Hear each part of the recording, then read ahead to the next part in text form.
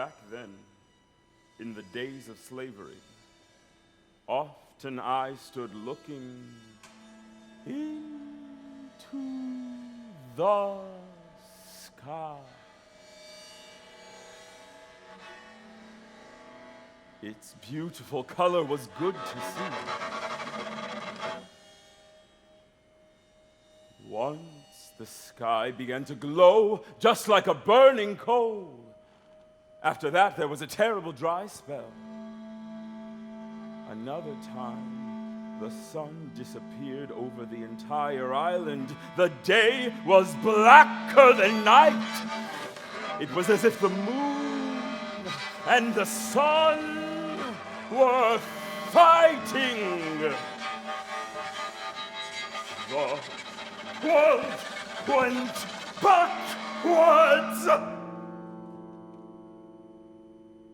People were struck dumb with terror. Other people were killed. Heart attacks.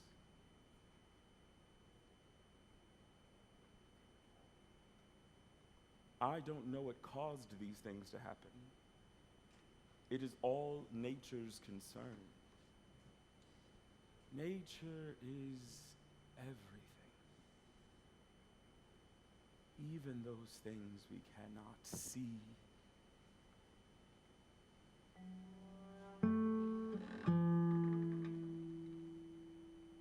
Gods up above us rule our fortunes. I know that they can fly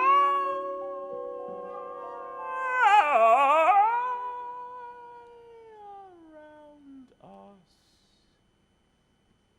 Anything they want to do, they can accomplish with magics.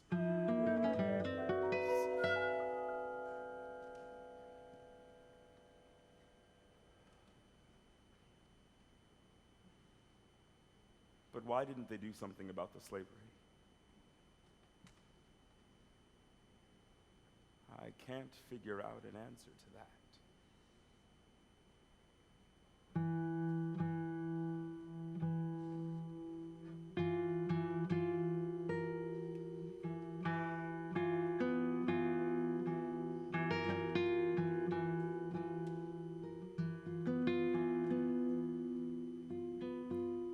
As I see it, slavery began with the scarlet bandanas.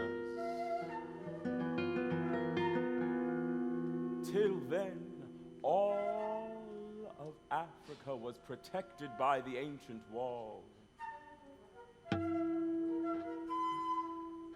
The ancient wall was made of palm leaves and bark. In it, there were 1,000 insects, and they would sting and bite you like the devil!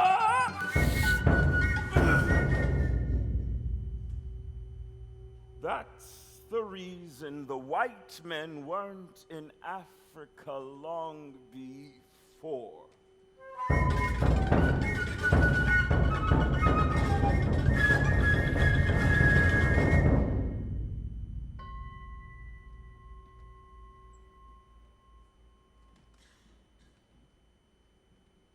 Then they had the idea to play a trick and wave their scarlet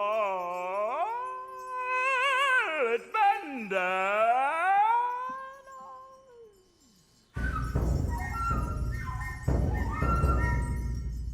When the black kings saw the red bandanas, they shouted, "Go, bring me that scarlet cloth!" Blacks ran out to the ships like a herd of sheep. They were forever trapped.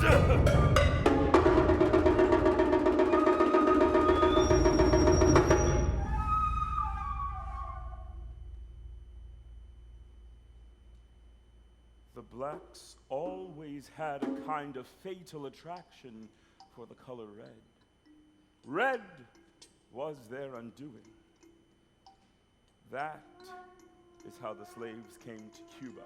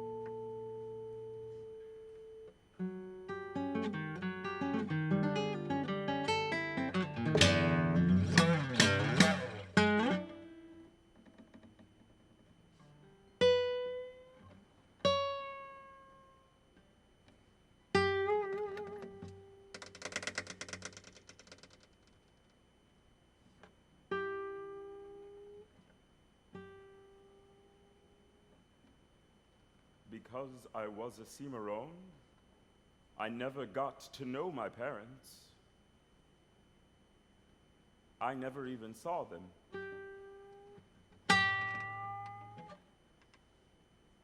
This is not sad, though, because it is true. My godparents told me when I was born, December 1860, on the day of Saint Esteban, the one in the calendars. That's why I'm called Esteban.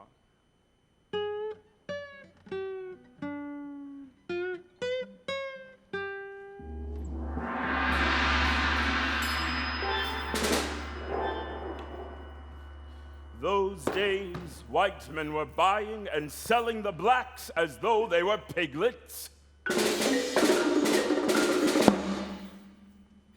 Me too.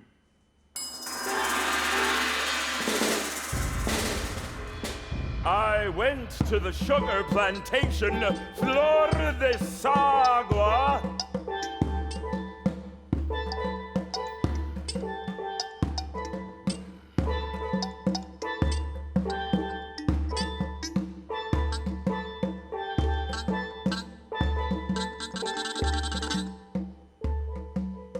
I was only 10 years old the first time I tried to escape. They captured me and beat me up with a chain. Even now I still can feel it.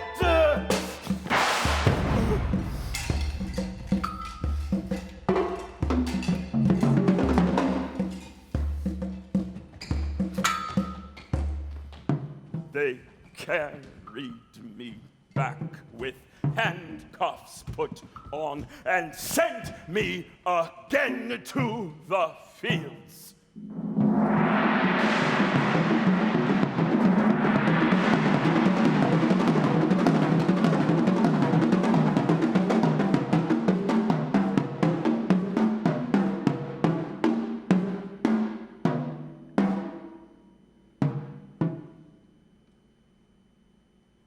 The blacks were treated in those days just like convicts. You talk about this kind of thing now, and folks don't believe you. But I experienced it, and now I've got to talk about it.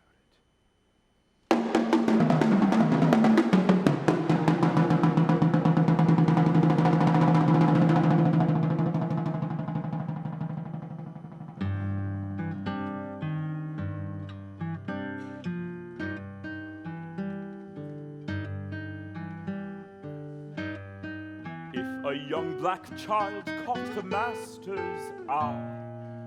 They'd take him with them to the house, and God knows what they did to him there.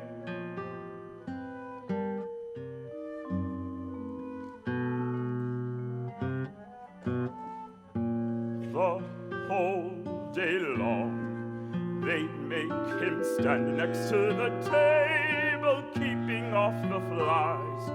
Those white men would stuff themselves the whole day long. And if a single insect got in their food, they curse him and have the servants whip him.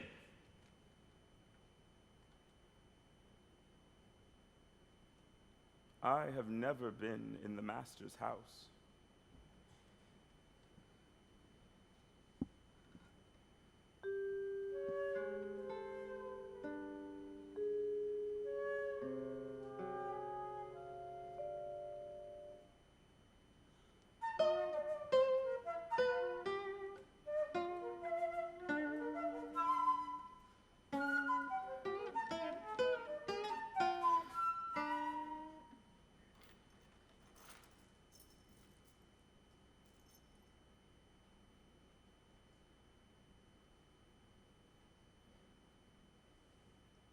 Every morning at 4:30, the overseer rang the Ave by the 9th stroke, all of the slaves had to be out of bed. At 6, they rang the bell for the inspection out front of the barracks. The women to the left, the men to the right. It was a big dust-covered place. There was not even one single tree, not one palm tree, not one cedar, not one fig tree.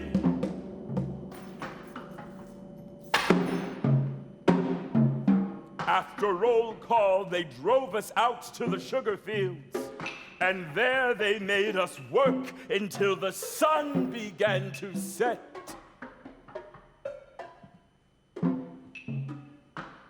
Then they rang the prayer bell. At 9 o'clock, the last bell sounded, and the overseer came to the gate and locked us in.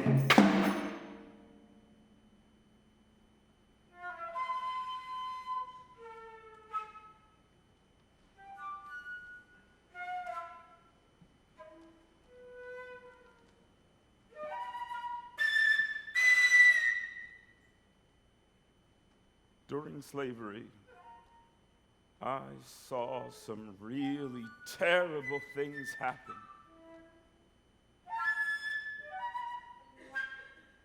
In the boiler house of the refinery were the stocks. The stocks were made of crude and strong, thick boards, and there were 5 holes in them for your head, your hands, and both of your feet.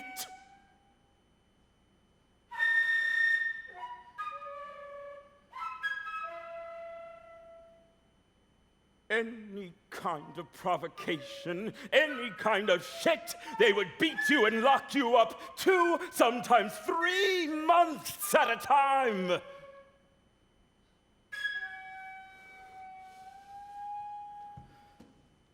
The overseer always kept his whip ready.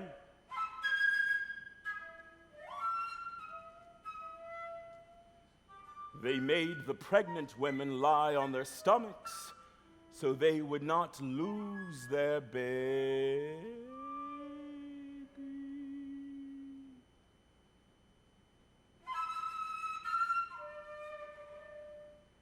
Believe me, I've seen many of my comrades with bleeding shoulders.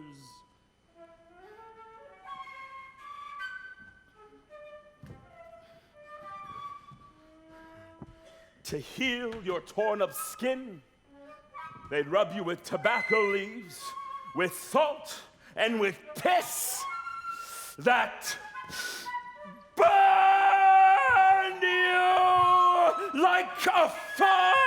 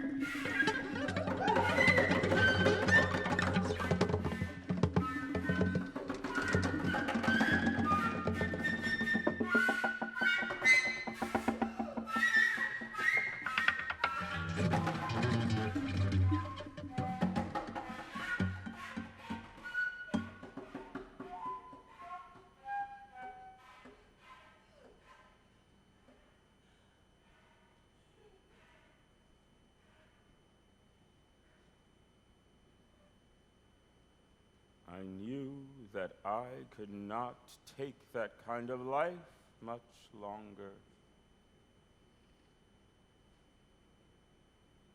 Only a nobody would put up with it. I could not stay there. All I thought of was to escape. Often I could not go to sleep. I had my escape to plan.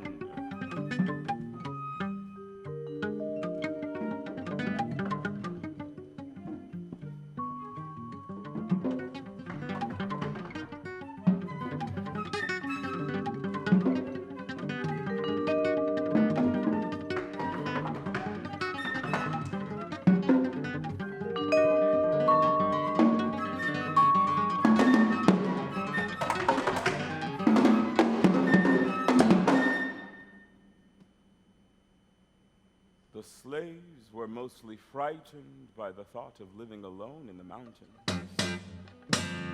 "You'll get captured just like that," they told me. But still, I decided the woods would be better. What could be worse than working in the fields? That was like being in hell.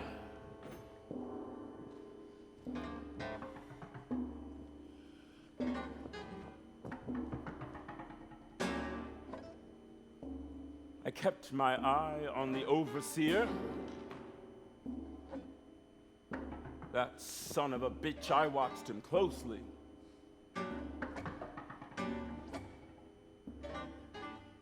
I can still see him now. He never took his hat off. He used a whip. One slash from that and he'd cut your skin to ribbons.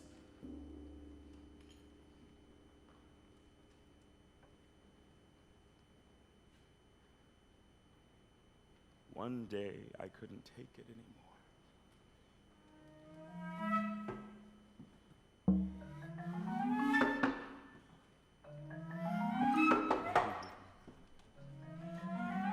My rage swept my body like a fire!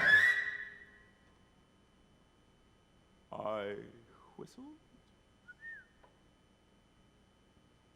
and he turned round to look. I grabbed a rock from the ground as he turned, and I smashed it into his filthy, ugly face! I hit him good and hard!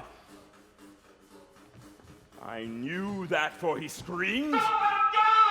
I ran off and didn't look back till I was alone in the forest, in the woods!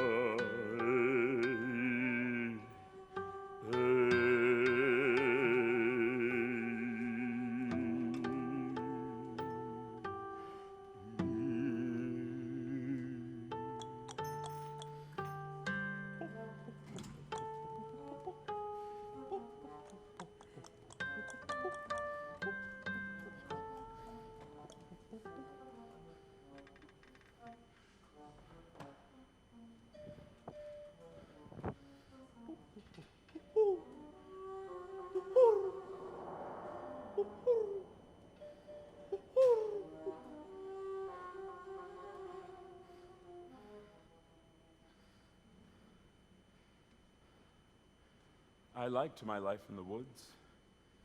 I knew my way around there.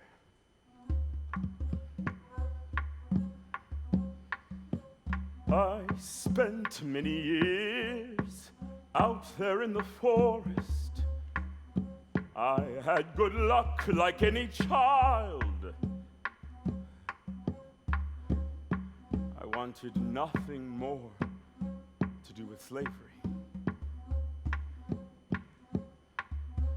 I would forget that I was in hiding and start up whistling and singing my songs.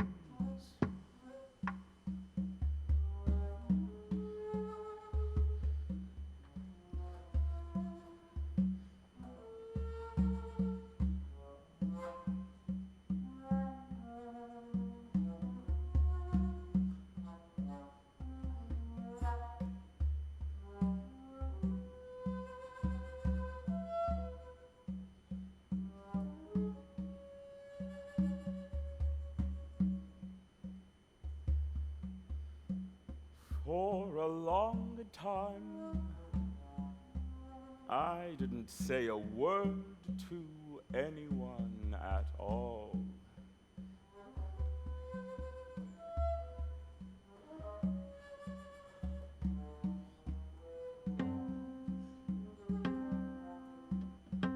How I loved that peace and quiet.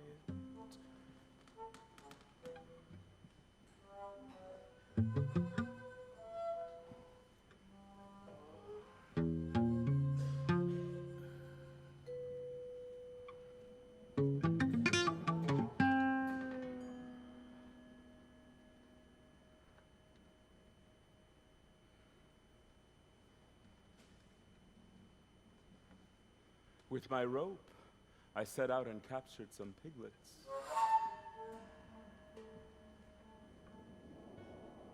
I cooked the meat on my fire.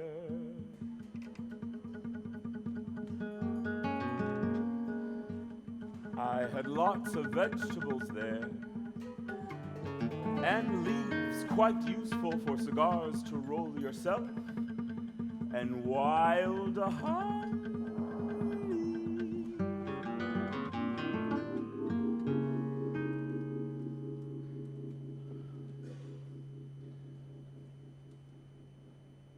The water in the mountains was very good.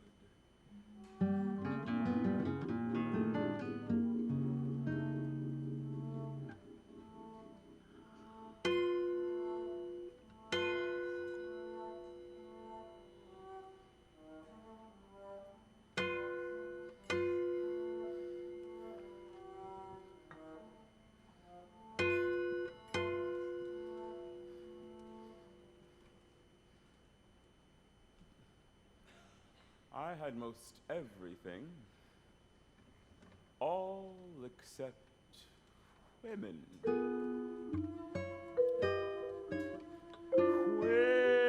Women kept out of the woods. There were horses, there were horses. I could always find myself one, but those horses whinnied as if the devil rode them. The overseers would hear the noise and come on the run. An idiot who would get himself caught and put in jail just for screwing a horse.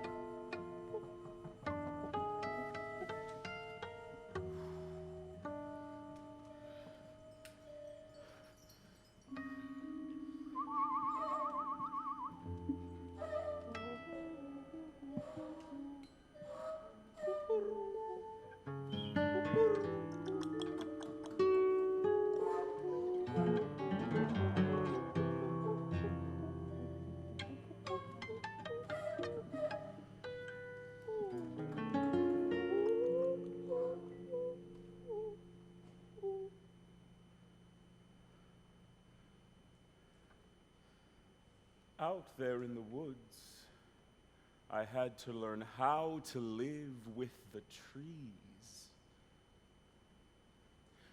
I knew one special tree who sang nights. Ooch, ooch, ooh, ooh, ooch, ooch, like a bird.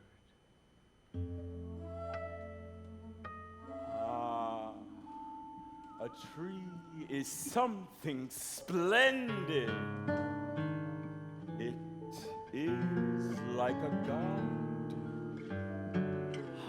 No one dares to hurt or kill it, for a tree always gives you all he has.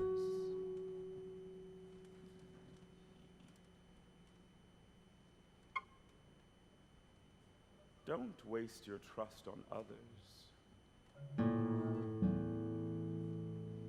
You can't even trust the Holy Ghost.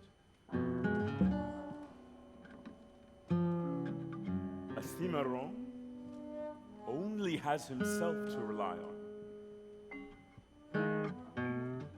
But I had the birds and the trees to entertain me, and I always had enough to eat.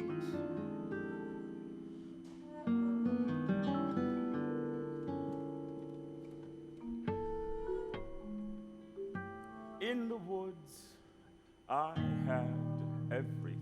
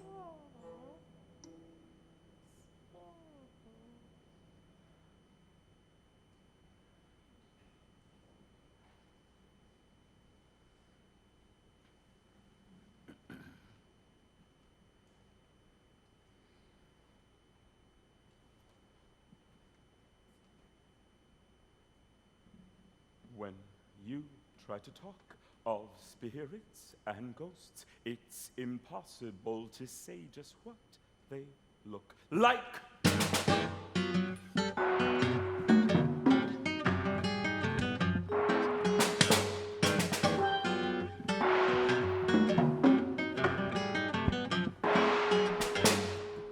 Everybody sees these spirits, although most people do not want to talk about it.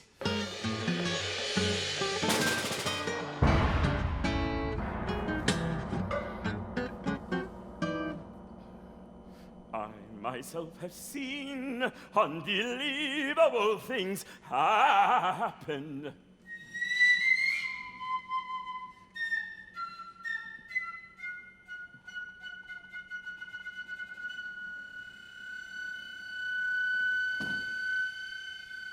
The headless horseman, sure, he is a horrid apparition.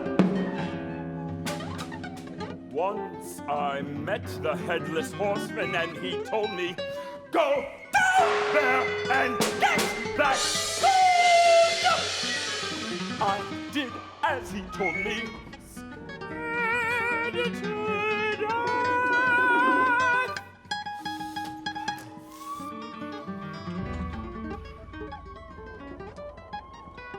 What do you think I found? Just a pile of black coal.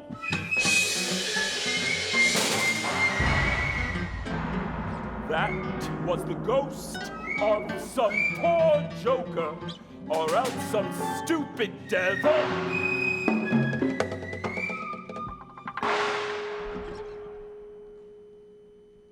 There's another kind of spirit called the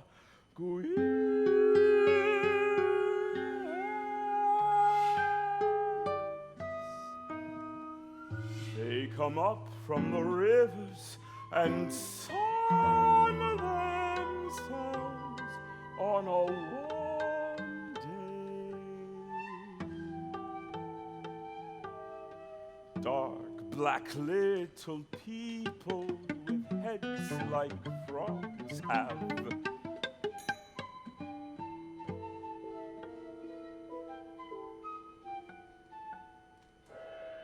And the mermaids come up from the sea, especially on St. John's Day.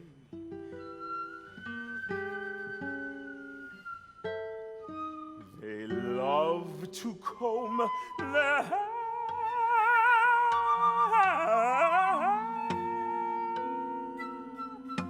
and coax them into come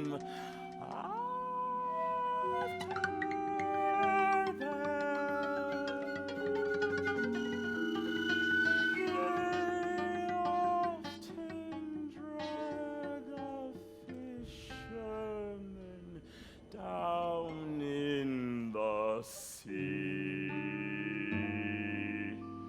They have a special magic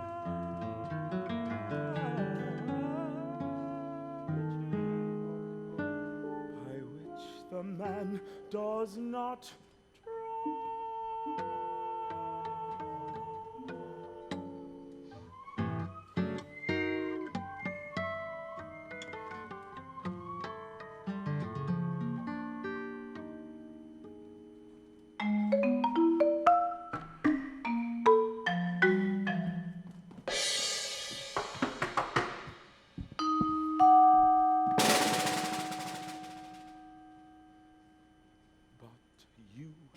not be afraid of spirits. The living can be far more dangerous than the dead are. If you should meet a ghost, then you must ask, what is it you want, brother?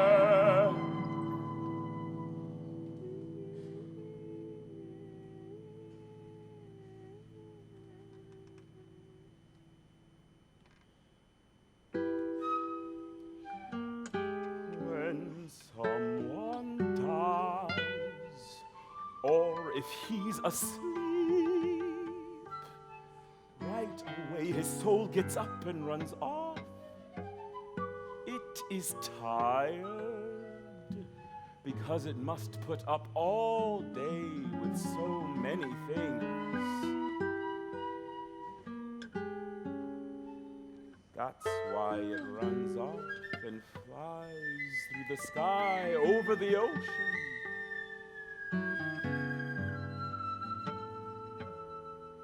Like a snail that has left its shell.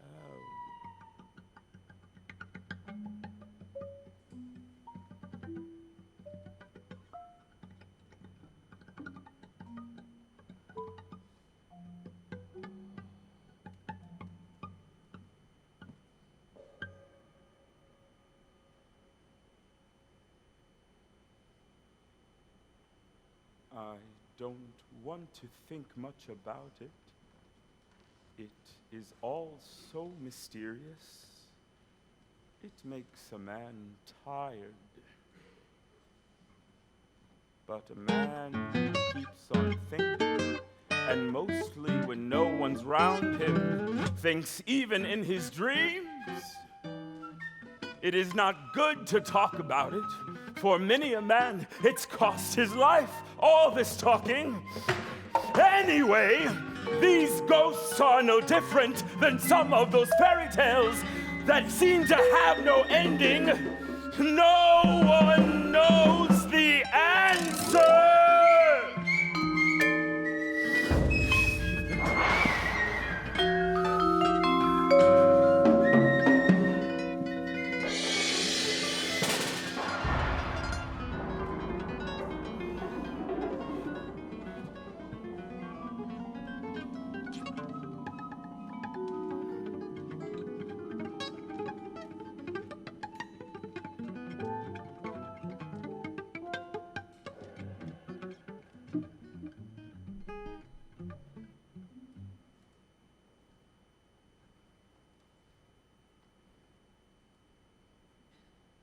One day I heard people shouting, "We are free!"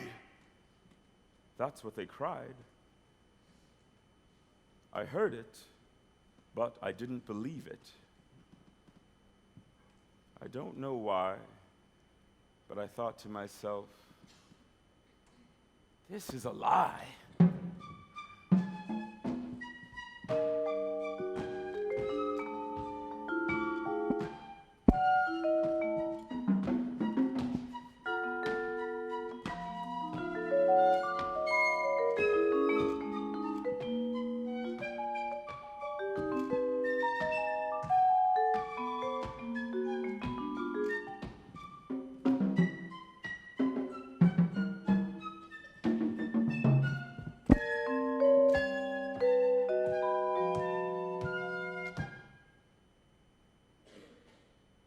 I decided to leave the mountains.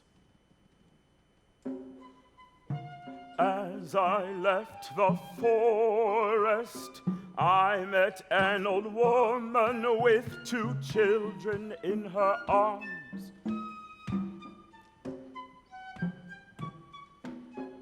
I spoke to her. Tell me, is it true that the slaves are really free now? The woman answered, yes, we are free. So I went further and tried to find myself some work.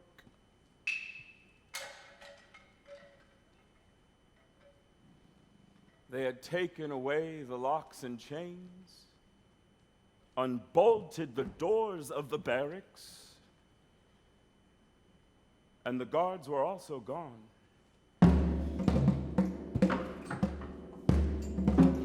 But a day out in the fields was the same as ever.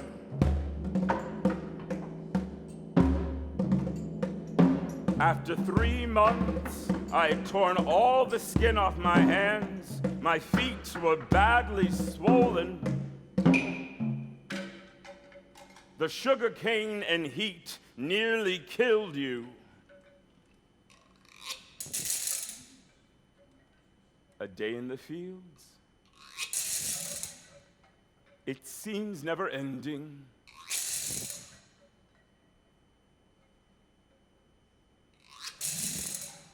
The overseers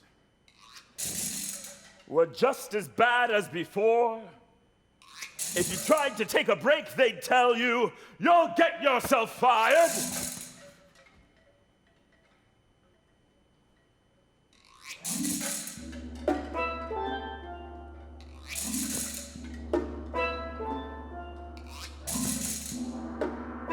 That was what they called liberation, which we had all heard so much about.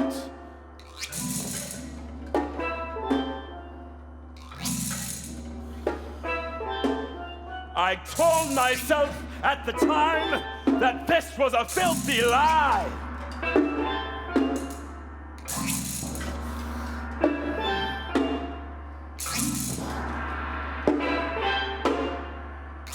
Ranting and raving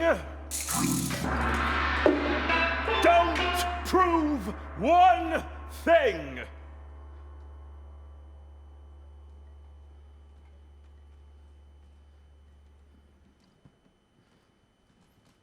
The truth is that what I've most enjoyed in my life have been women.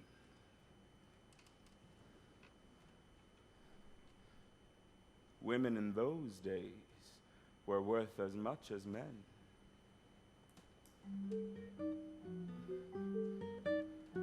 The finest thing in the world is a woman. I could always find me a woman who would tell me I am going with you.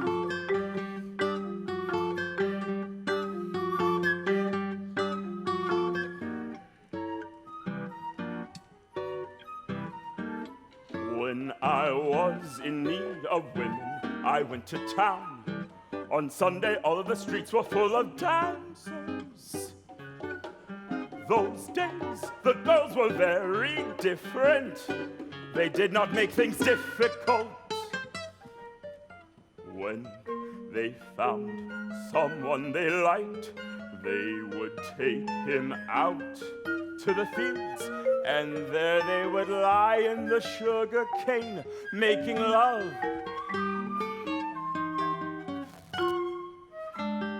That is what I liked. One today, tomorrow, have a different one. I have had every kind of girl there is. Soft ones and wild ones, blonde ones and dark ones. When I think about it, it seems as if there must be a lot of my children around.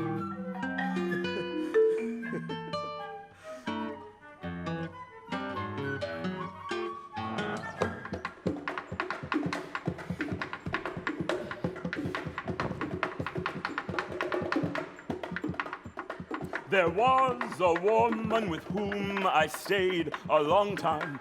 She was one of those most attractive, mulberry-colored mulatto girls. Her name was Anna, only this girl was a witch. Every evening, she summoned the ghosts to the house and talked things over. They used to scare the life out of me.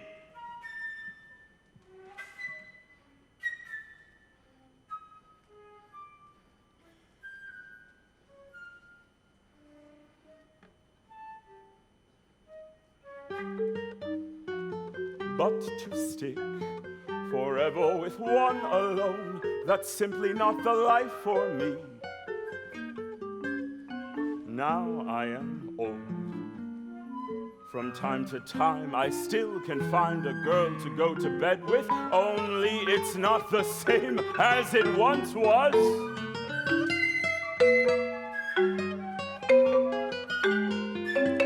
A woman is something splendid. I'm telling the truth now. Out of all the things that I've had in all my life, the best were women.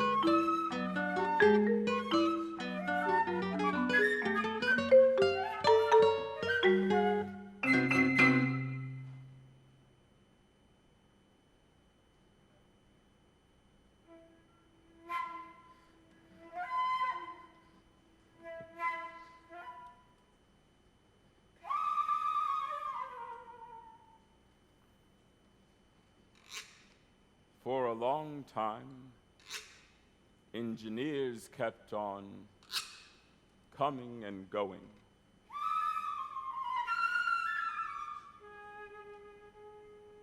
They ran around the fields and inspected the old sugar refinery.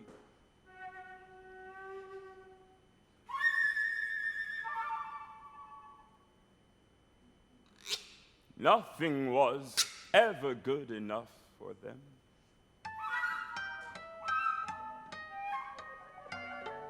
When we heard the engineers are coming, then we all had to put on our Sunday best, and the overseers made us shine the boilers till they shone.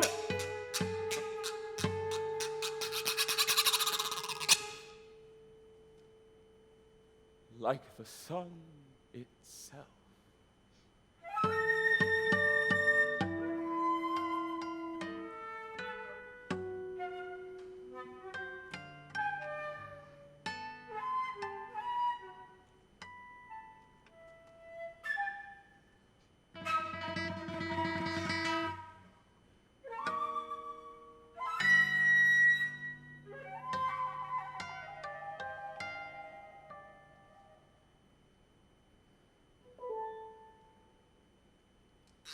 The engineers, they were mostly foreigners.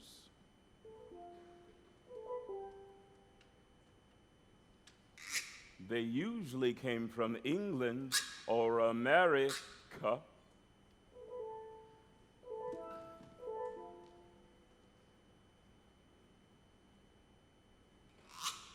The good old steam engine went much too slow to suit them.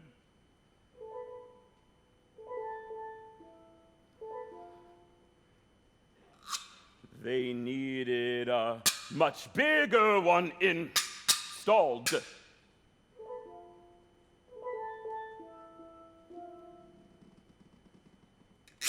They brought in a centrifuge.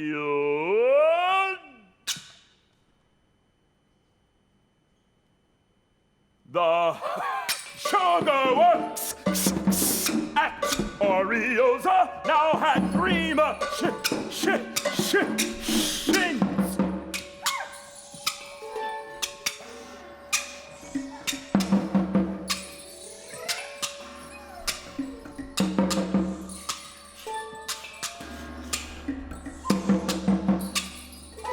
The grist mill for chopping the sugar cane. The rolling press crushing the pulp out.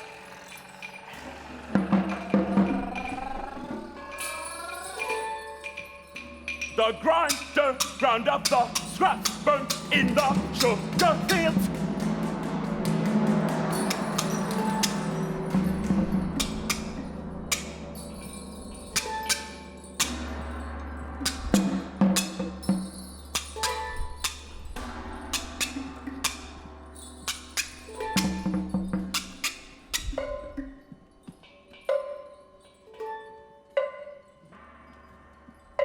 When I saw how those 3 big machines operated together, I could not believe my own eyes. They ran all by themselves. An incredible sight. I had not seen such amazing progress before.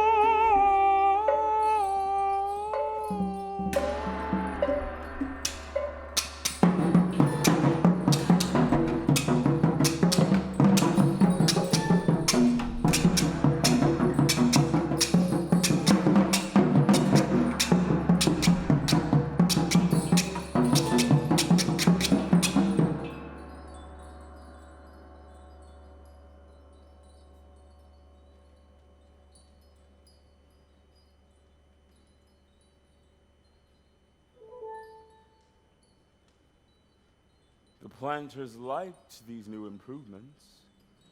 The faster the machines, the bigger the crops they got.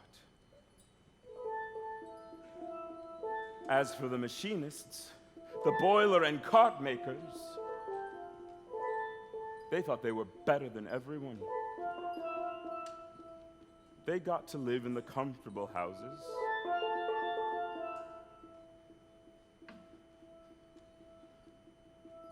But those machines also brought a lot of hate and injustice.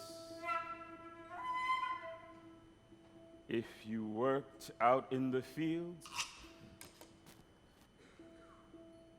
in the burning sunshine,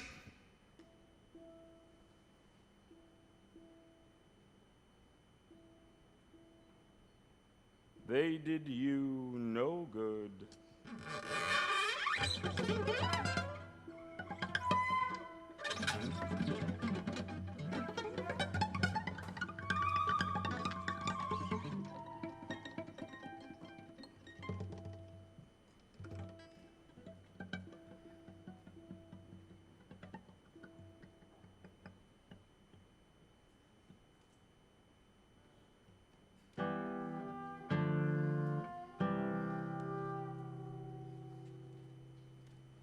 The faithful trifle should best be left untroubled.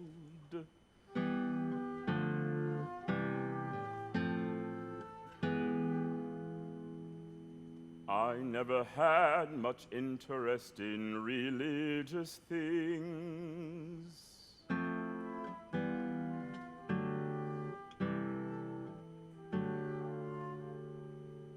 When I was young, everyone in Cuba used to call himself a Christian.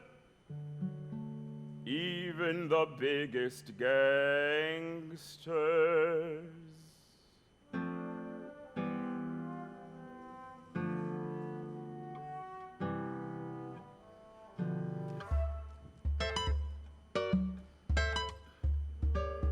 In Ariosa, on the holy days, the sugar mills were closed, and the fields were as deserted just as a graveyard. The priest started with the prayers first thing in the morning,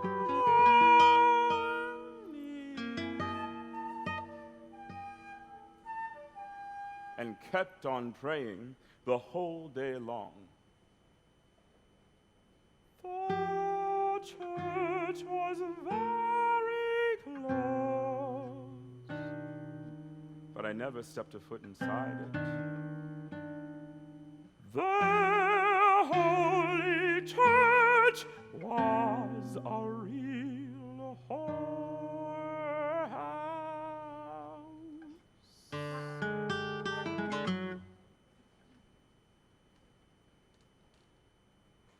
Your Reverence, give me your blessing. That's what the clever girl said to the priest before they went to bed with him.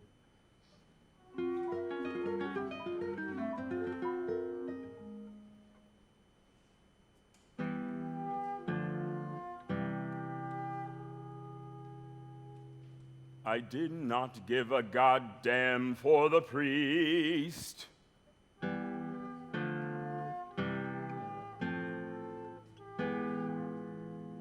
There were some real scoundrels in the priesthood, always looking around for a piece of ass.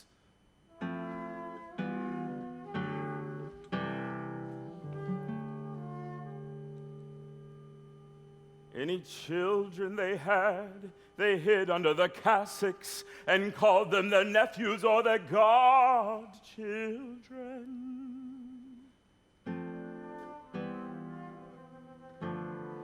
They never said, "This is my child."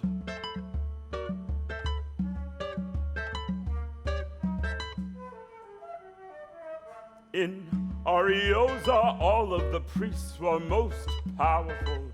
They interfered in everything. They had a lot of money, but they kept it all for themselves. You can bet your life that they never thought of caring for the men in the sugar mill. And they never came into the machine houses. Perhaps they were afraid that they would suffocate there.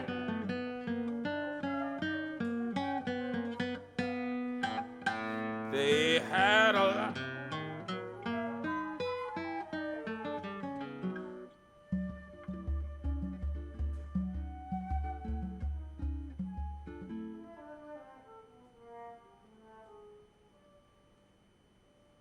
Actually, there aren't any true Catholics in Cuba. If a woman gave birth, she had to send for the priest before the baby was 3 days old. If she didn't, a serious complaint was lodged with the owner of the mill.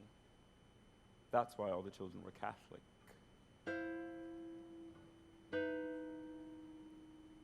In fact, everyone has a magic all of his own.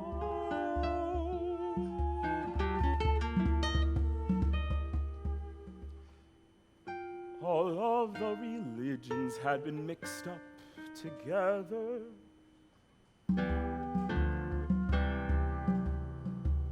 The Spanish religion is weak.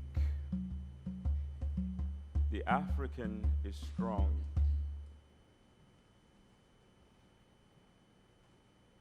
Don't try to argue about religion. To be patient is the most important thing. Without that, everything in life seems a lot harder.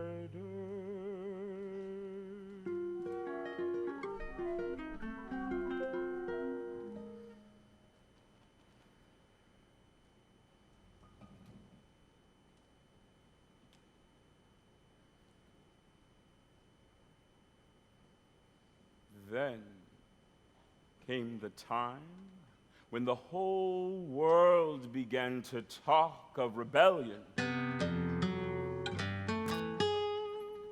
It smelled like war!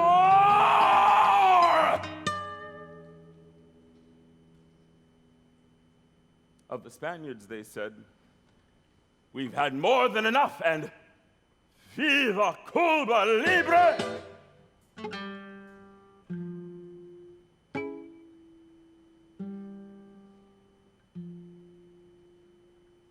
I listened to all of this, and I said not one word.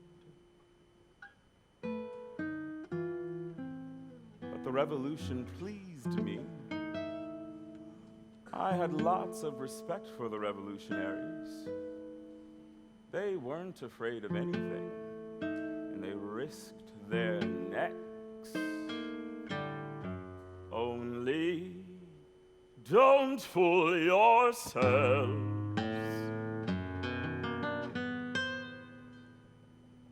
The war serves only to destroy what faith may be left in us.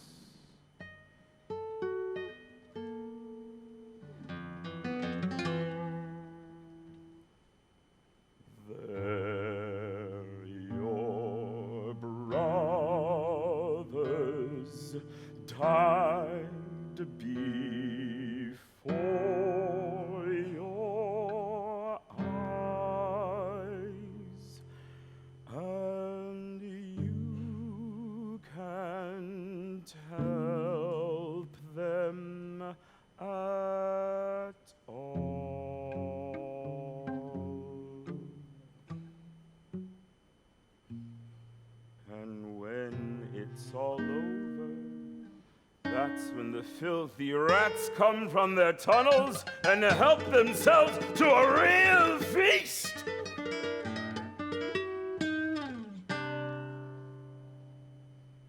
And then you could not just run away when the going got too rough.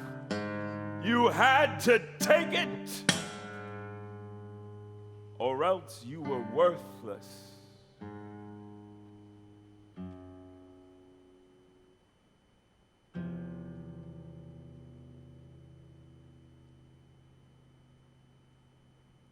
No one wanted to be kept in shackles, or to eat the rotten meat, or to go cut the sugar in the fields. It was not fair that so many jobs and privileges fell into the hands of the Spaniards alone. It was not fair that for women to work, they had to be daughters of Spaniards. You never saw a black lawyer. You never saw a black teacher. They said blacks were only good for the forest. And none of that was fair. There was no freedom.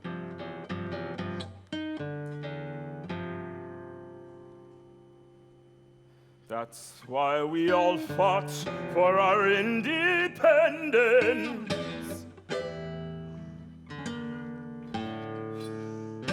We fought to save our skins.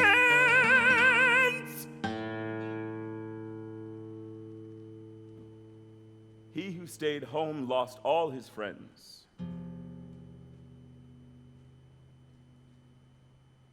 He died of loneliness.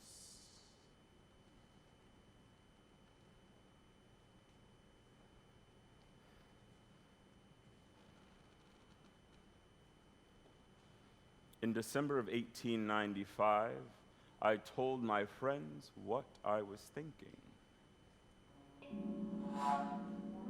It is time for us to stand up for ourselves! That very afternoon, a number of us left the refinery. We went to the first farm we found. I asked the farmer very nicely, "Please, sir, can we have some of your horses? I'll take the saddles too."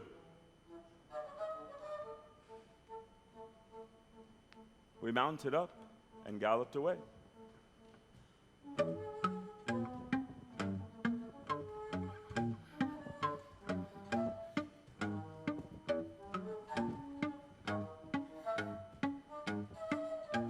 In Las Villas, we joined the revolutionaries. We didn't have any rifles, only our big machetes. Our commander told us before battle, "When we get there, raise your machetes high!"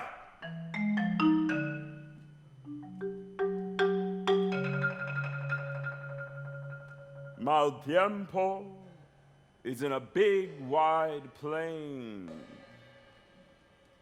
Round it are sugar cane and pineapple fields.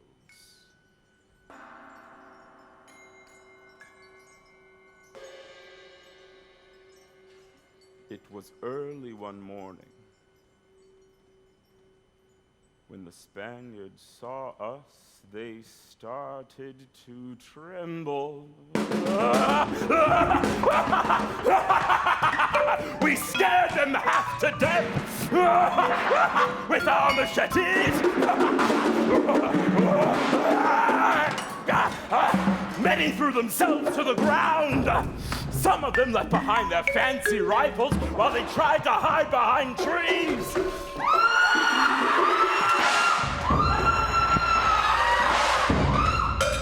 I must say, some of those bastards really had guts. One little Spaniard very nearly killed me off. I grabbed him by the collar and held him tight. He gave me one look and screamed.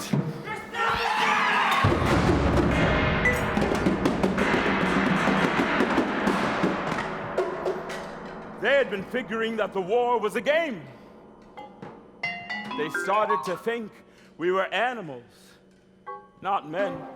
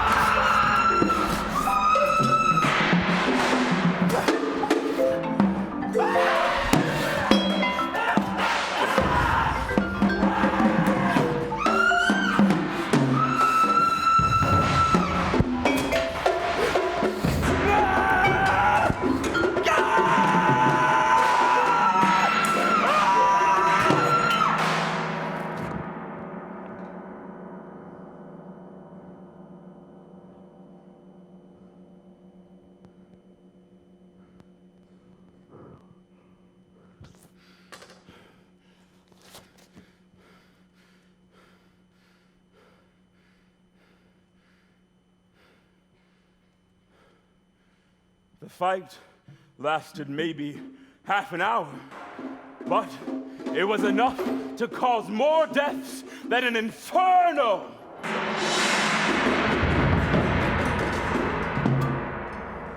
When we were done, everywhere Spanish heads were lying between pineapple bushes.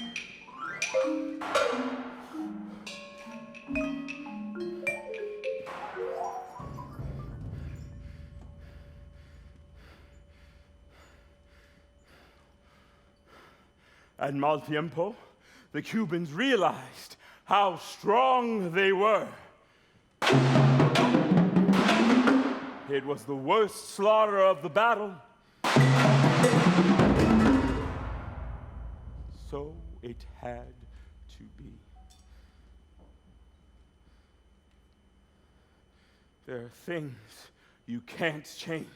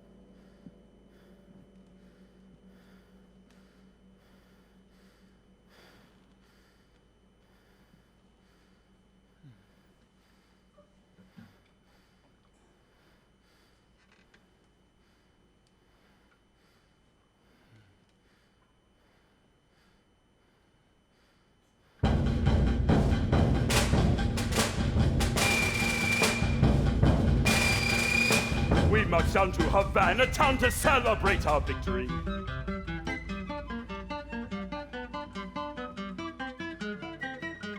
The place was like a fairground where machetes were seen. There were the heroes. The women fell to us like plums that fall from trees.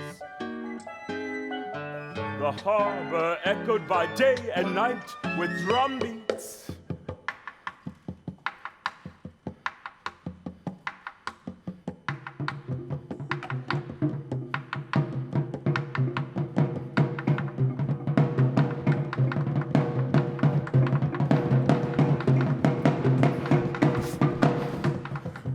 People threw their hats and their handkerchiefs up in the air. Everywhere sounded the rumba. It seemed like the end of the world. Everybody kept on shouting, "Viva Cuba Libre!"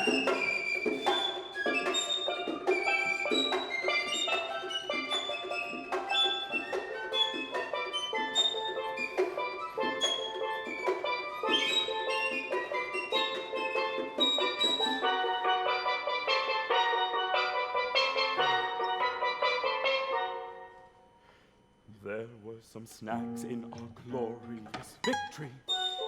For the Cubans let themselves believe the Yankees only meant to visit our little island for pleasure. Soon it was plain to see that the Yankees came with the plan of stealing the nicest piece of the cake for themselves. So then we knew the Yankees are the biggest pile of shit. This is true. Tell me, who brought them to Cuba then? It was all those filthy rich Cubans who always managed to get their fingers in every pie.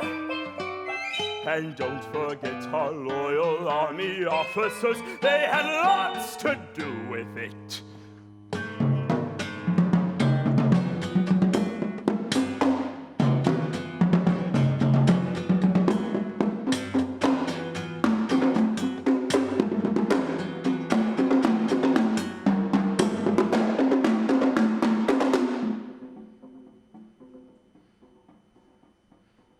Yankees strutted around all day long in yellow uniforms.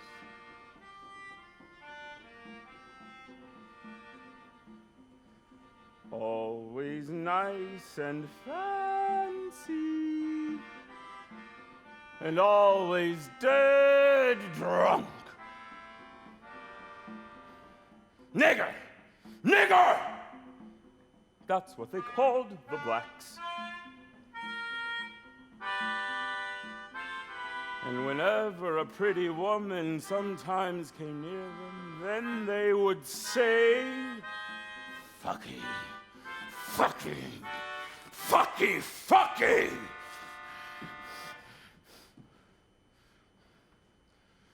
If I had to choose between the Spaniards and the gringos, I'd rather have the Spaniards, as long as they stay in Spain.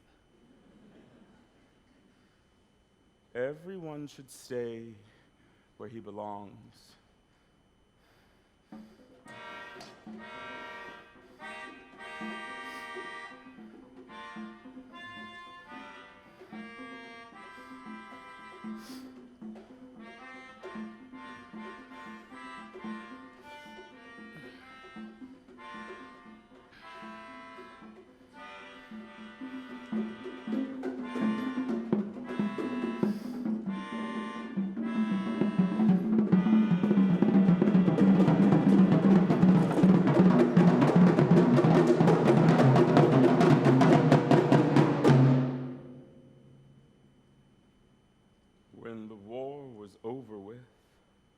I saw that the towns were full of swindling and cheating.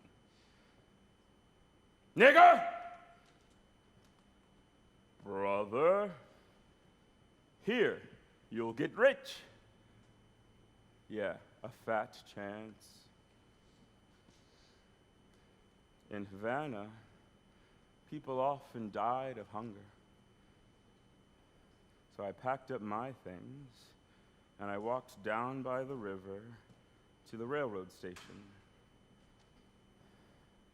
And then I went back to the sugar fields.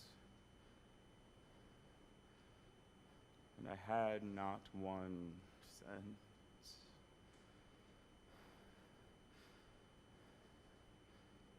I have forgotten nothing.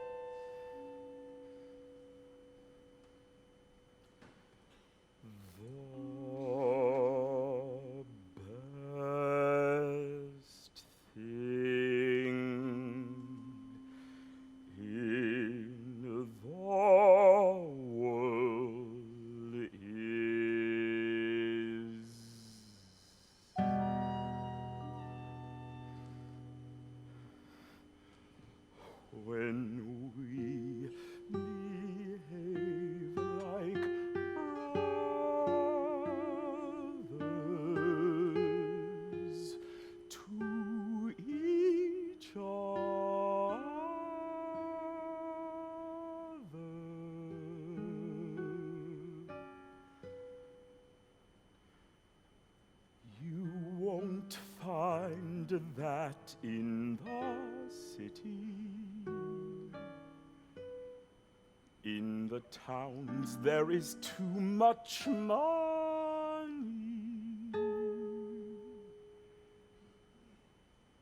The rich men believe that they can rule the world,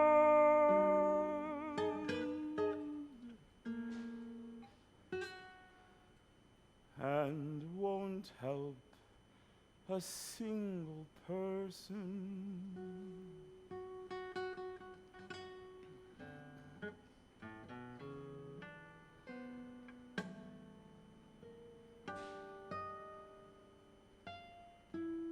In the country, it is different.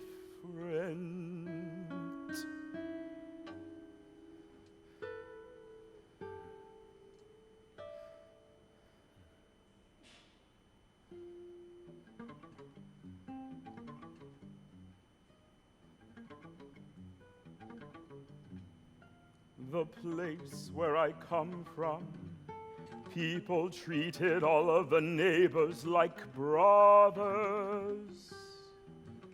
Each would help the others, whether it was farming or a cartload or burying a relative.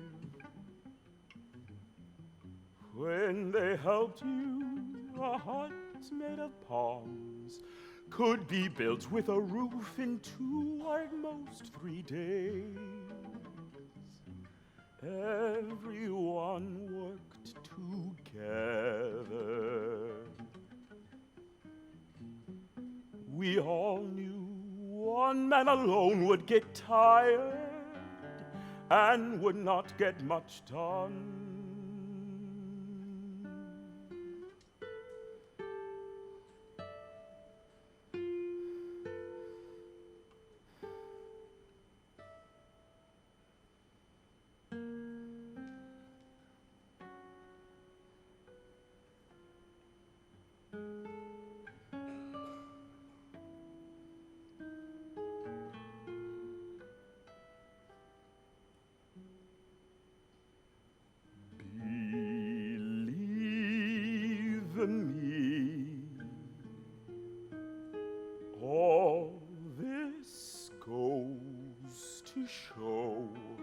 What I call friendliness.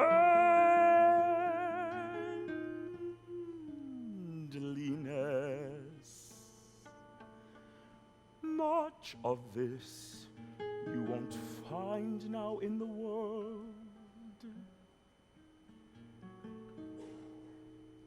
The people are now so hostile.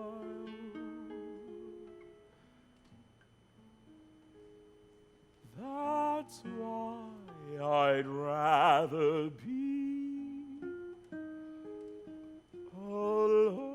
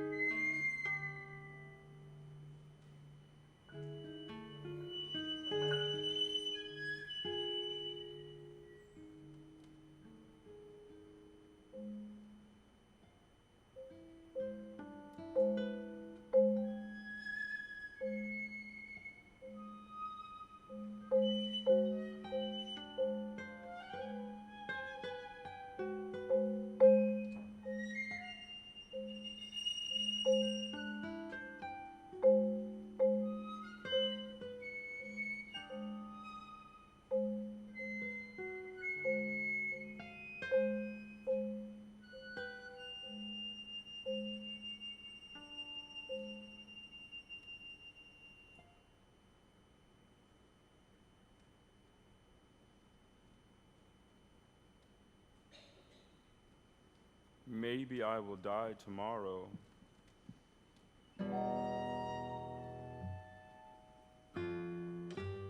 But I am not hiding my face. Not yet.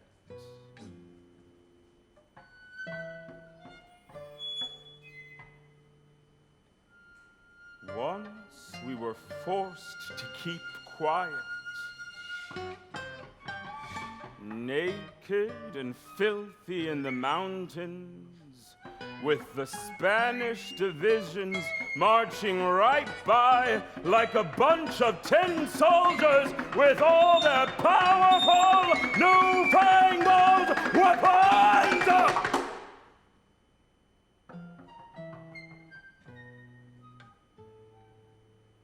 Now all that is different.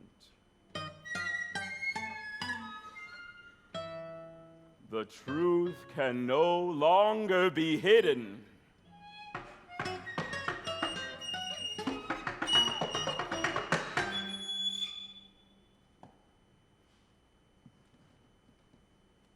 I do not want to die.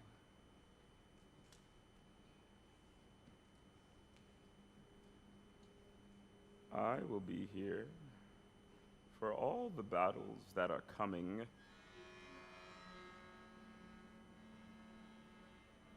I will not go into the trenches.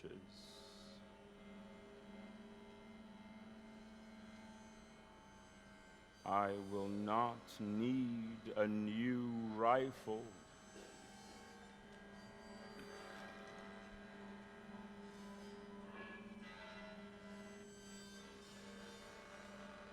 My old machete.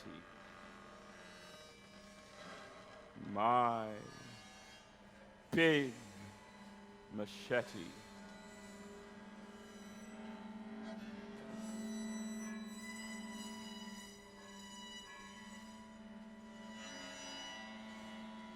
That's all I need.